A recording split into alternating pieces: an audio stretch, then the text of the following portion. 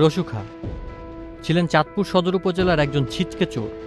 মসজিদের ফ্যান চুরির ঘটনায় 2009 সালে 7 অক্টোবর কমিউনিটি পুলিশের হাতে ধরা পড়েছিলেন।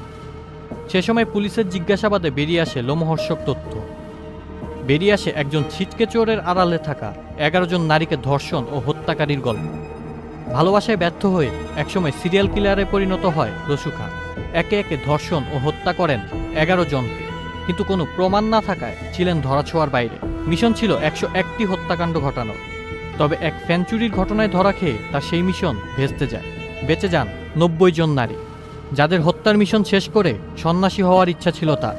পুলিশের হাতে ধরা পড়ার 2.5 মাস আগে চাঁদপুরের পারভিনকে হত্যা করেন রসু খাঁ। ময়নাতদন্ত প্রতিবেদনে উল্লেখ করা হয়, পারভিনের স্পর্শকাতর অঙ্গে ও 2 পায়ের উরুতে সিগারেট দিয়ে পুড়িয়ে দেওয়ার 20টি ক্ষতচিহ্ন ছিল।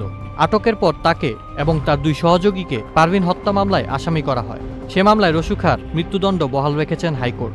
রসু খাঁ যাদের হত্যা করেছেন তারা সবাই ছিলেন গার্মেন্টস কর্মী। ভালোবাসার অভিনয় করে নিম্নবিত্ত পরিবারের মেয়েদের ঢাকার সাভার ও টঙ্গী এলাকা থেকে চাঁদপুরে নিয়ে যেতেন। সেখানে ধর্ষণের পর তাদের হত্যা করতেন। হত্যার শিকার অধিকাংশ মেয়ের সঠিক নাম, ঠিকানা বা পরিচয় আজও নিশ্চিত হওয়া যায়নি, যার ফলে অনেক মামলাতেই কোনো তথ্য না পেয়ে পুলিশ চূড়ান্ত প্রতিবেদন জমা দেয়। রসু খাঁর বিরুদ্ধে করা মামলাগুলোর মধ্যে খুলনার পোশাক কর্মী শাহিদা হত্যা মামলায় প্রথম মৃত্যুদণ্ডের রায় আসে 2015 সালের 22 এপ্রিল। চাঁদপুরের অতিরিক্ত জেলা ও দায়রা জজ অরুণাভ চক্রবর্তী রসু খাঁর মৃত্যুদণ্ডের রায় দেন। রসু খাঁর বিরুদ্ধে চাঁদপুর ও ফরিদগঞ্জ থানায় মোট 10টি মামলা করা হয়। এর ভেতর 9টি হত্যা এবং অপরটি নারী ও শিশু নির্যাতন আইনে। আউসাফুল ইসলাম আকিব, চ্যানেল আই। এখন জন্ম সনদ দিয়ে খোলো বিকাশ স্টুডেন্ট অ্যাকাউন্ট।